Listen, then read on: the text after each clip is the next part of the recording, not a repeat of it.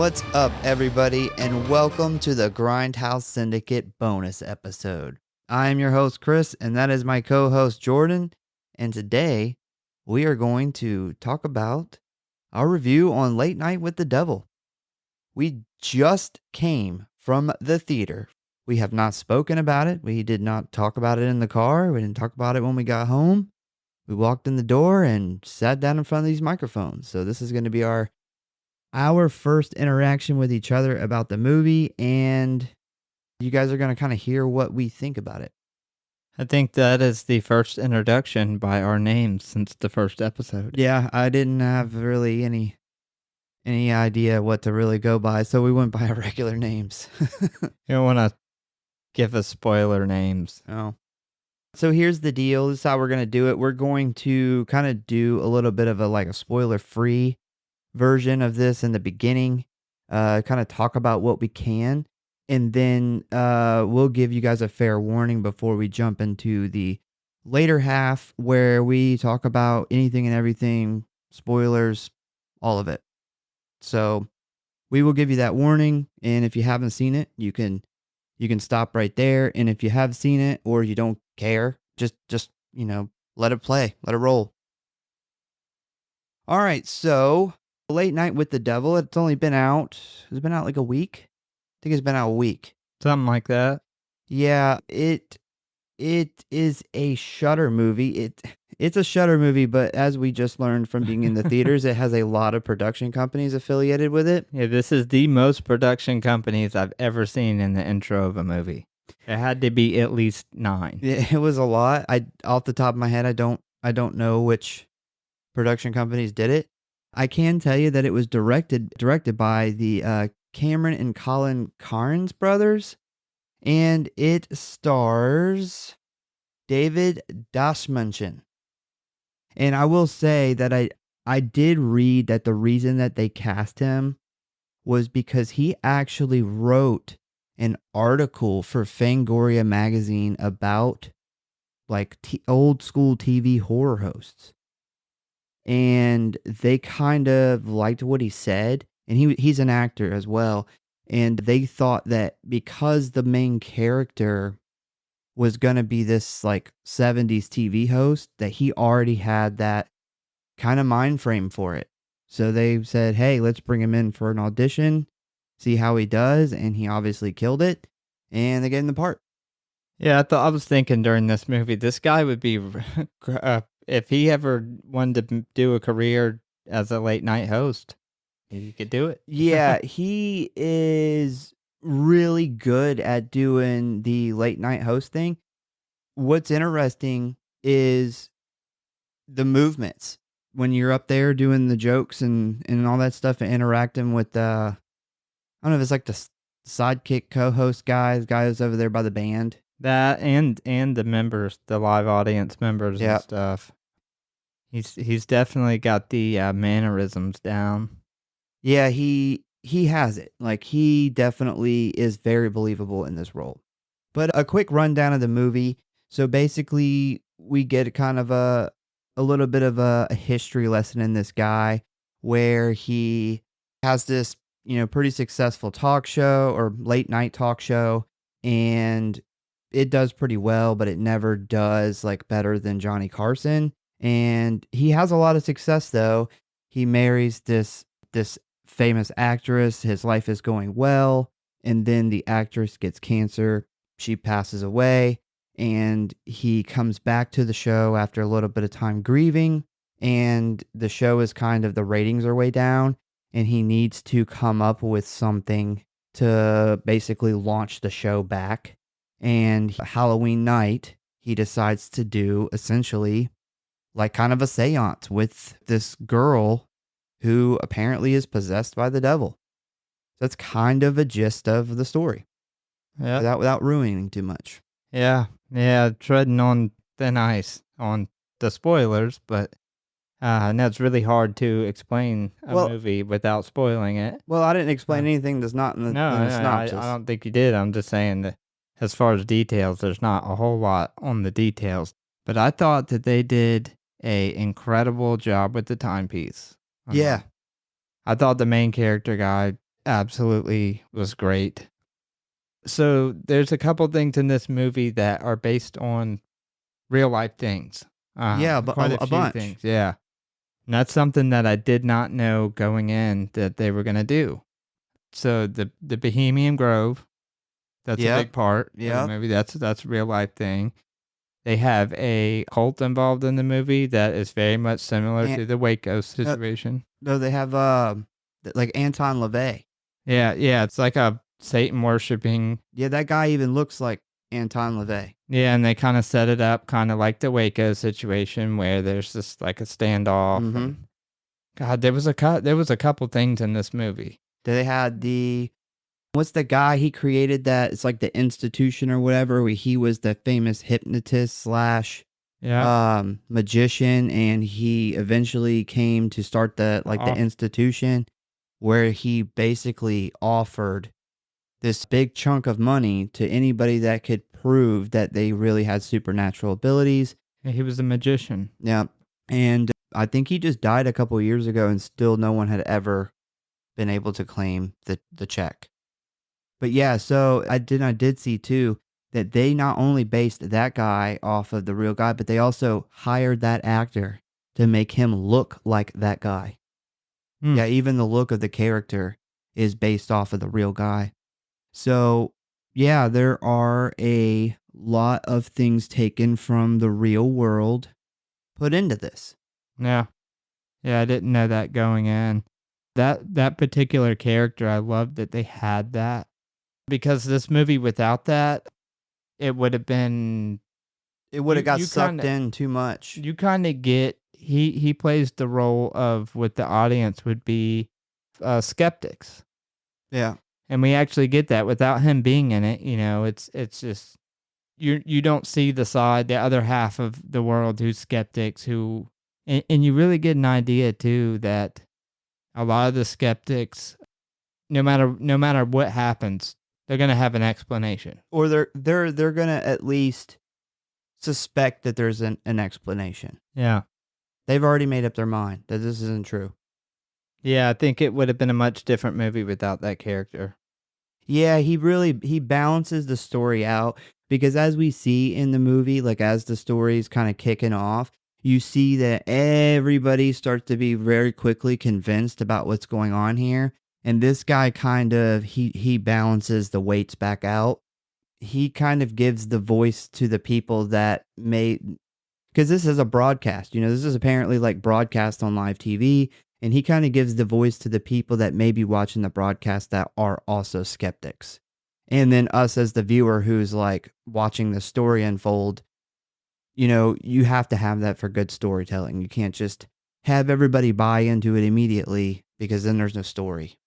So another thing I want to bring up is the girl, the actual Gosh. possessed girl.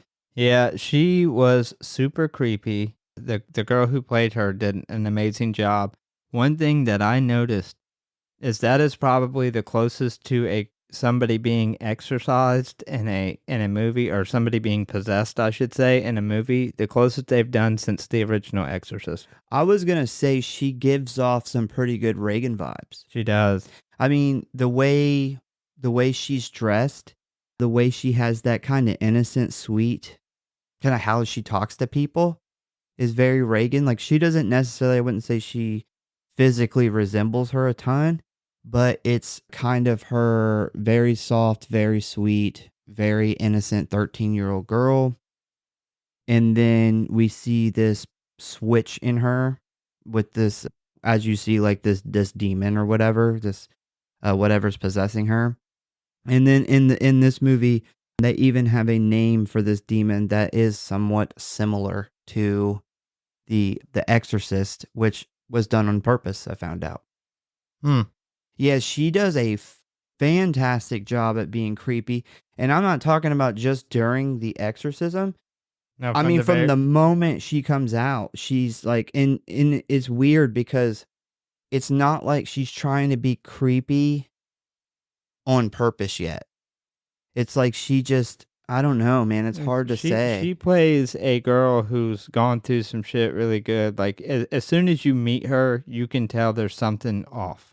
Well, Like, you get a very unsettling in just her social skills and how she acts and how she talks to people is, I mean, immediately in the first scene when she comes out before she's doing her possessed thing, you can tell. If I met that girl in real life, I'd be like, I'm getting the fuck away from her. Something's wrong.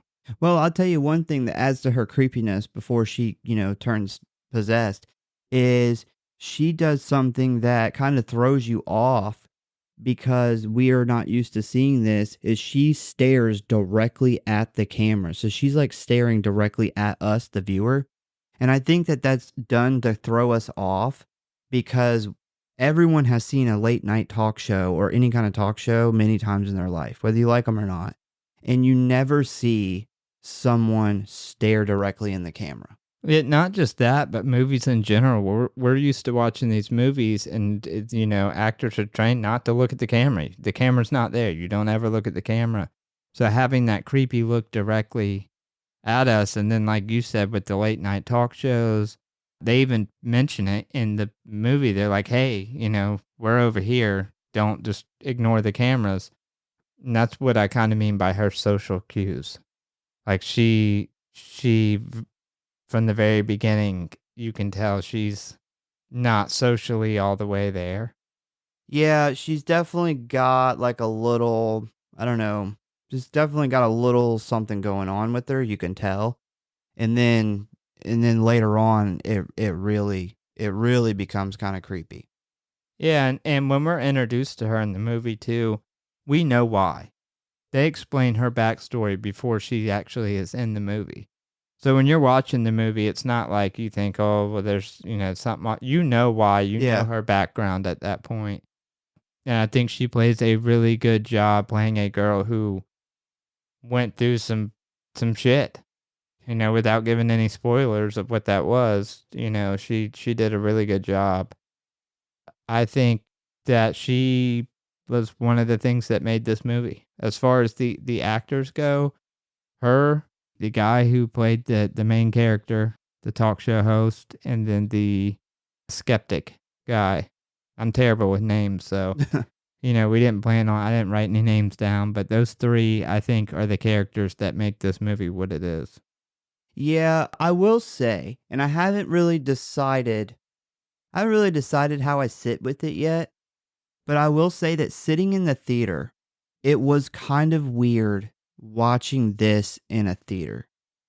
This is definitely because it is odd. It's not the way it's set up is you're watching this late night talk show. I mean, they even have like the commercial cuts, but it's set up like you're watching a late night talk show and sitting in a movie theater watching this, it does feel weird. And I don't know if it feels weird in a good way or a bad way yet.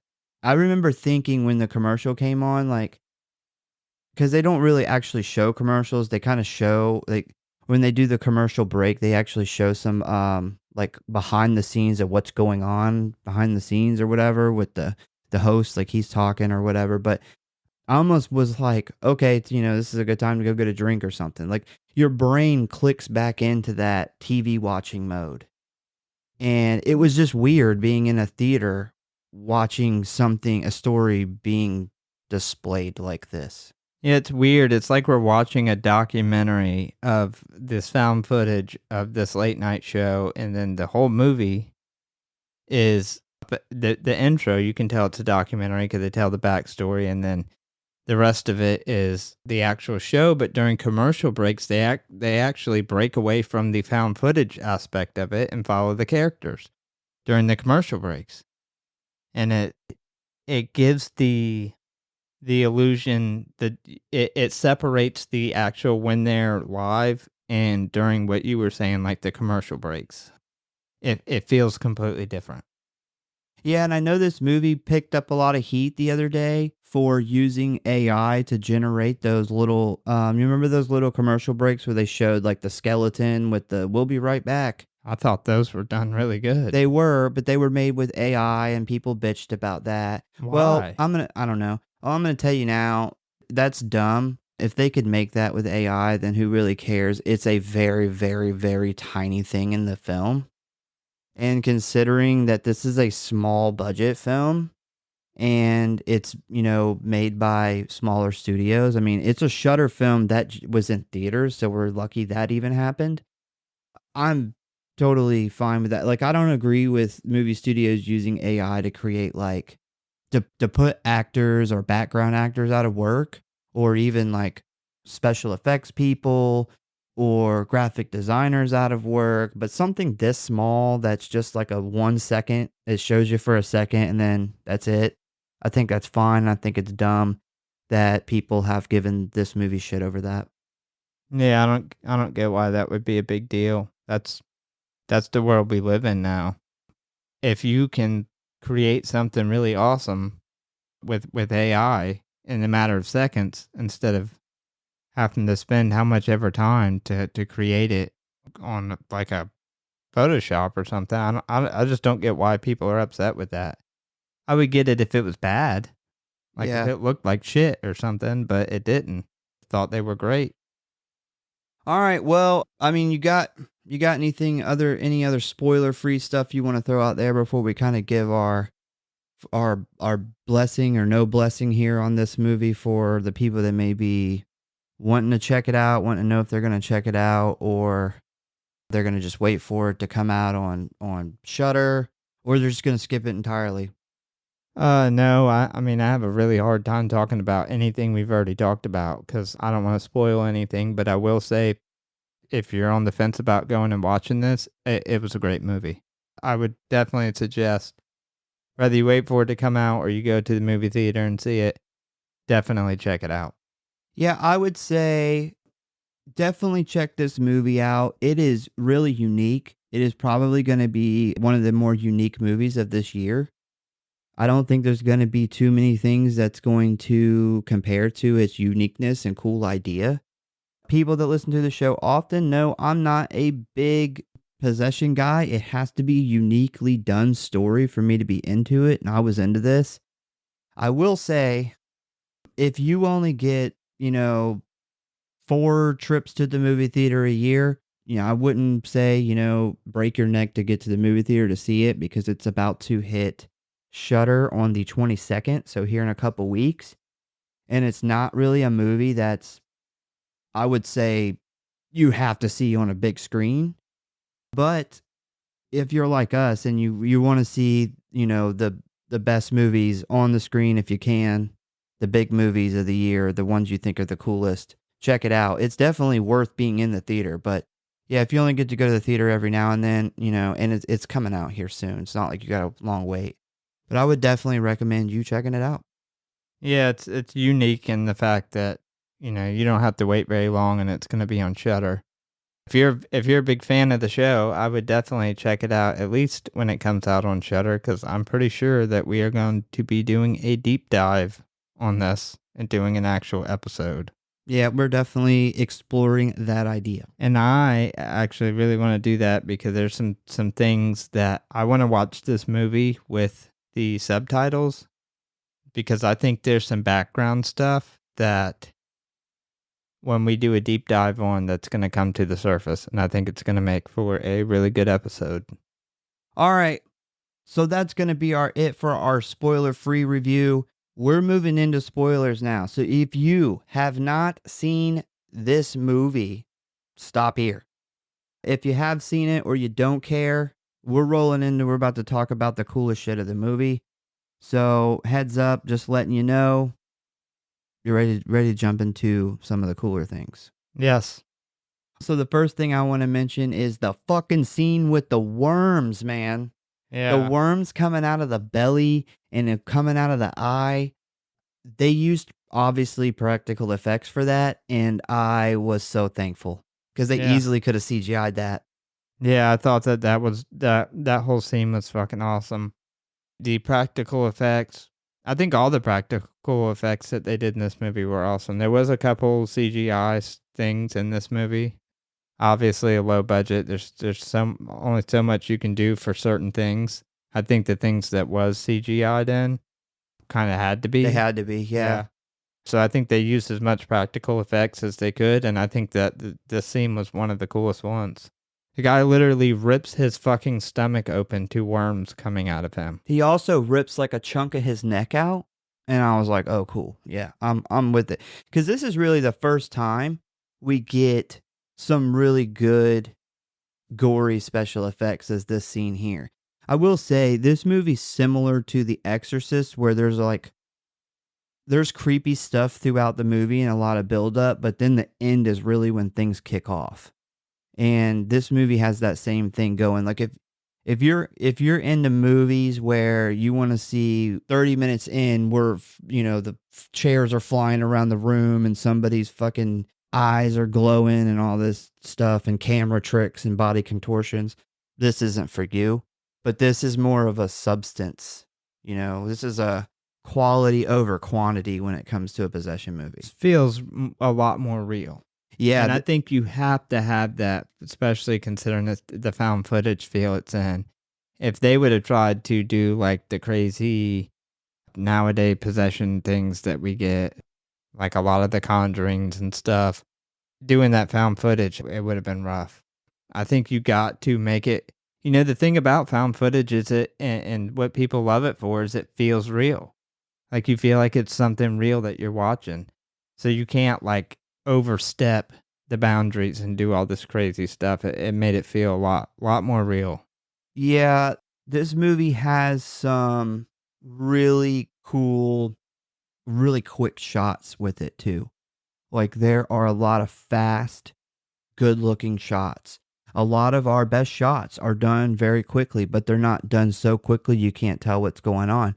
Good example is when she's originally in the chair and they're doing the possession, and they do that really quick, like where she kind of growls and her face is completely different. Just different, yeah. God, I wanted so bad from covering movies to be able to pause that and go back because you can tell it's different, but it's so fast you can't like mark it in your brain to see exactly what it looked like. Another good one is when the lady who has been like helping her or whatever, she's got her hung up by her necklace and the necklace like cuts her neck open and her neck snaps back. Like that's another really quick but good scene. God, I think a good one, which was probably my favorite kill of the movie, is the sidekick show guy. His fucking head snapping backwards and him falling through the table in the middle. Like that was just fucking awesome. It reminded me, I feel like there's a lot of callbacks to The Exorcist in this movie because his head snapping back is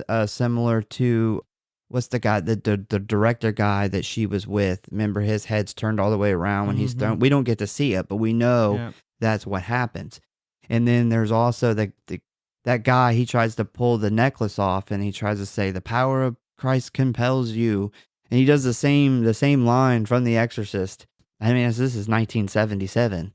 So it's got a lot of Exorcist like flavor to it. Yeah, we touched on it a little bit earlier, but I thought the makeup that they did on her was very Exorcist-like. It's the closest I've seen. It's very early Reagan. It's like very subtle too. Yeah, when she's first, like Reagan's first starting to show signs of being sick and possessed. It's very similar to that. Like she has a little gash on her face and she's kind of a different color and you can tell her eyes are different. But other than that, like it's not too much. It's not just like insane where it's just unbelievable. Yeah, I think that this movie, we've complained about it a lot lately over the years, but this movie finally does what we've been saying needs to be done, where you can do a good possessed girl without going like super heavy with the makeup and all the stuff, because they do it here where the scene where they kind of bring the demon out of her and she's got her head down and her hair's in front of her face. You can't really see yet. And as she lifts her head up, she almost looks like, at first I thought they got like a boy and put the wig on. Yeah, man. Yeah. And she looks, you can tell she's different. Yeah.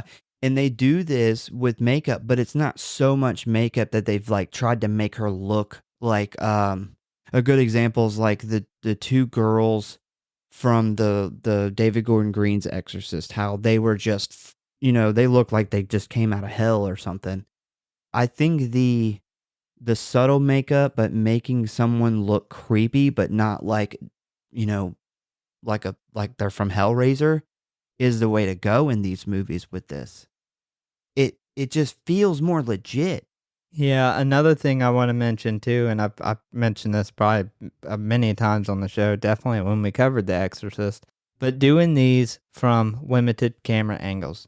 I think that's something cinematography wise that we never get in possession movies now. There's always 15 camera angles and they're snapping back and forth between them while all this crazy body contortion shit's happening and it's just super unrealistic.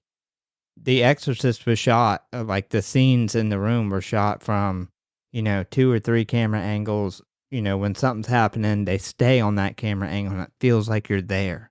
It feels real.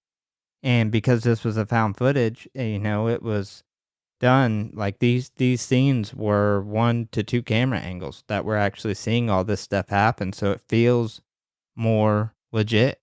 We're not getting these crazy close-ups of the face and then snap back to the other side of the room and then some crazy fucking CGI camera angle of a body contortion. No, we're getting one camera angle as if you were there in person, and it makes it so much better. Yeah, I'm so glad that there are apparently some other people that understand how to do the Exorcist thing well, because in a sea of possession movies, and we get the same tired thing so much, we finally get somebody else that gets it and makes a movie of it, and it's so refreshing. I think that's one of the great things about this movie.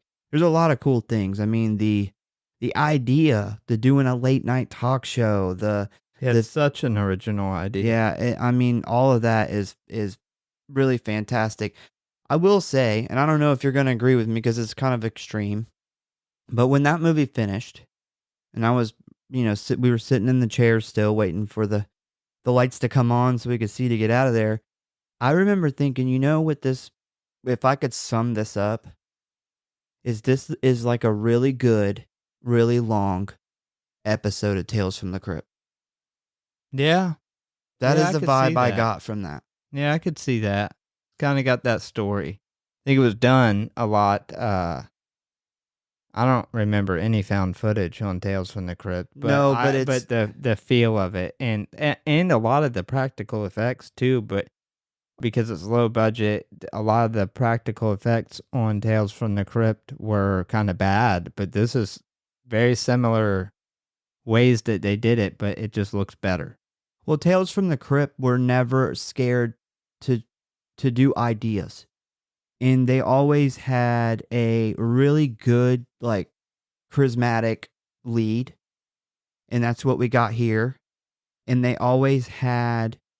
were really good at telling a story where it's hard to explain. They were just really good at telling a story about like a person who's successful and their collapse, and like some whatever evil they sold their soul to for this success has now come back to get them. I feel like there's a ton of episodes like that in Tales from the Crypt, and that, that's what we got with this. It just felt like if somebody gave Tales from the Crypt like a bigger budget and it was way longer, it would look something like this. This I could see this being a Tales from the Crypt movie. They Yeah. did one now. Yeah, I see that. I really love the idea. Like, it was such a fresh, original idea, but not just that, is it was executed so well. Like, there's times in the beginning of this movie where you feel like you're actually watching a funny late night talk show from the Yeah. 70s. Like, they do such a good job. And I want to highlight again the differences when they go to the commercial break where they snap from the found footage to the actual It's shots very of the different. character.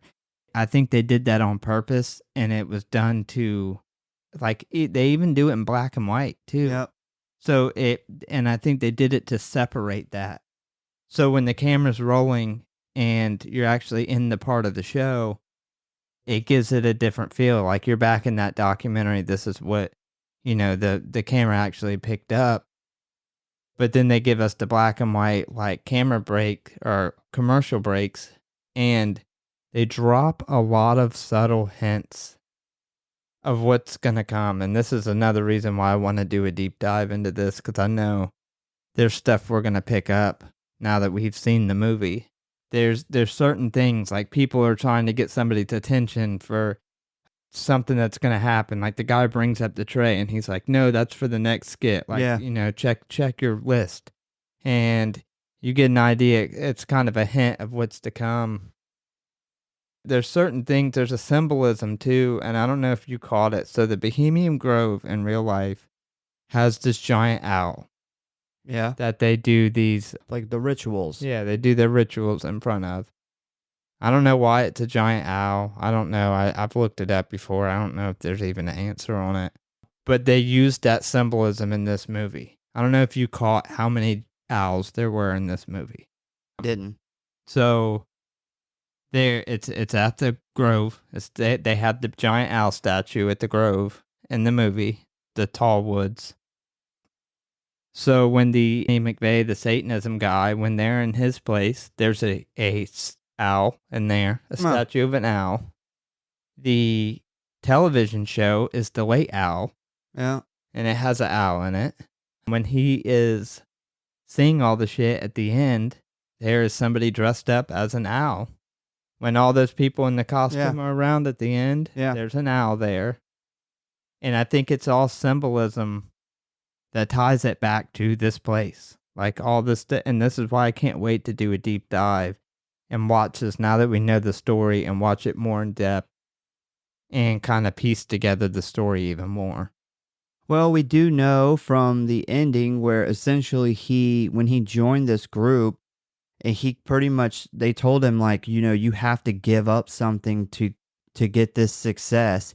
And he agrees, but they don't tell you what you're going to give up. Like they don't tell you what you're going to sacrifice. So he agrees to be successful, and then it ends up being his wife. Yeah. And you find that out in the end, and he's surrounded by all those people you just named. So this whole thing comes kind of full circle. And I think that's why every scene, even the outside stuff with the Satanist guy who's there when he's making this deal, and it's why the owl is so significant in this, because they're hinting the entire time that all this goes back to, I think they called it like the Tallwood Grove, but it's basically the movie's version of the Bohemian Grove. He's made a deal at this place, and they drop him. I mean, even the name of his show is the owl. Night Owls. It's the Night Owl, which is the main statue that they have at this place. Before we end it, because we're running out of time, the last thing I want to bring up is, what do you think about the very end where he goes to put his already dead wife out of misery, and it turns out that he has killed the girl, and the camera pans back to show that he has stabbed she's like 13-year-old girl that kind of caused all this, and he's kind of surrounded, like his set is like littered with the bodies of essentially the characters of the whole movie. Well, I thought the end was great. I loved it. I thought you were gonna love the end. Absolutely loved it. It's a super grim ending. He he gave up his wife to get this fame, and now he's the most famous person in the world now after this. Yeah, the little girl says earlier, like, don't worry, after tonight, you'll be the most famous. You'll have the most famous show. You'll be famous after this. And he's like, yeah, great. Yeah. Yeah. And she drops some hints about his wife. One thing I did pick up at the end is we see what the camera sees, but I wonder what his perspective of everything, because he completely is like hallucinating at the end. And he's like stabbing his wife in this hallucination, and it ends up being this girl. But at what point, it's hard to explain. At what point does he stop hallucinating? What point did he start? Oh, because earlier in the movie, you hear sirens in the background, and he stops and freezes up. And it's the same sirens that we hear at the very end of the movie. It's almost like he has a premonition that this is going to happen. I don't know if you caught this. No, I didn't. Yeah, so like, I was about 3/4 of the way through. I think it was right after the initial exorcism part, and they come back from the break. He hears these sirens. So what do you think? Like he killed all these? He killed everybody instead. No, because we actually see what the camera picked up, which is what actually happened. I'm wondering if he maybe started some hallucinations before that, or if when that happened, he had a quick premonition. Maybe he had seen this previous. This is why I want to do a deep dive on it, because I want to specifically go back and look hard at that point. Because they make it a point in the movie that he hears the siren and he freezes up and he zones out for a minute. It's like they're coming back from break and they're announcing it back, and he hears the sirens and he literally freezes up for like 2 or 3 seconds and then snaps back into it. And it's almost as if he had some type of premonition of what was going to happen here at the end. And I think this little girl is giving him hints at what's going to happen through this. And I wonder if maybe some of the stuff she was saying in the siren kind of clicked something in his head, and he knew something bad was going to happen. But his drive for success and making the show big, he looked past it, although he knew that this was going to end bad. I didn't deep dive into that at all. Like I didn't go that far into it. My interpretation was pretty much as far I got into it was, oh my God, the police are going to get there and he's going to get blamed for all this shit and he's going to go to jail. Yeah. And I was like, that's a fucking Tales from the Crypt ending. Yeah, I loved the ending. Like, I thought it was such a good ending. It just took me back to the siren, because it's something that I picked up on when it happened. And then when I heard, it's the last thing you hear in the movie. And it's like, oh, that's the police coming, because obviously somebody's called the police. Yeah, because absolutely. It's the last thing we hear is the police are about to show up. And he is surrounded by almost every cast member in this movie is dead. And he has just killed this girl. So now, it is such a Tales from the Crypt story in that he made a deal with the devil, sacrificed his wife so he could be the most famous person. And it came back to bite him. He's failing, and he does this outrageous thing, which ends up giving it comes back to bite him. He's now going to be the most famous, most talked about person in late night TV. Every late night show is going to talk about this in the world. What happened? Some guy just fucking killed all these guests, or at least killed the girl. I don't know how the police are going to interpret what they found on the tapes, but I don't know if the tapes are ever found at this time either, because they say in the beginning the tapes were recently discovered. So he probably ends up getting blamed for all of them. I think he does. Like, I think worst case scenario is the police see the tapes and they just say, well, we can't explain this to the public. So they just hide the tapes and blame him. They were like, well, we already know he killed at least one person, so let's just blame him for them all. Fuck it. That is very Tales from the Crypt or Stephen King, like that whole thing, just that twist ending of him making this deal and it coming back to bite him. I thought was great. So off the top of your head, what do you rate it? Oh, God. Off the top of your head, this is just an initial rating. This isn't like set in stone. Oh, man. I would say I'd probably give it a 4.5. I would give it I'm going to go with a 4.3. Yeah, I like a 4.3. I feel good about that. That could change. I need to see it like 2 more times. I need to see all this. I watched it very surface level. I didn't watch it with like a lot of the stuff you're saying I missed. So I definitely didn't catch any of the deep symbolism or any of the cool stuff sprinkled into it. Yeah, but I mean, I feel good about it. I would definitely say it's somewhere between a 4 and a 4.5 for sure. Yeah. I think this is gonna make our best of list at the end of the year. Oh, absolutely. Yeah. If we do a deep dive on that, I mean, even just if we didn't, and I stuck with that rating, if we have 10 movies that tops out of, between a 4.3 and a 4.5 and knocks it out of a top Yeah. 10, this is going to be a really fucking good year. All right, well, that's going to be it for us. We hope you guys enjoyed our pretty much straight from the theater. I don't know, we don't got a cool name for it yet, so Just our first thoughts. our fresh meat review of Late Night with the Devil, and we hope you guys check it out. If you have checked it out, we hope you like it as much as we do, and we will catch you on the next episode. Got any last words? Nope, I don't. I don't either.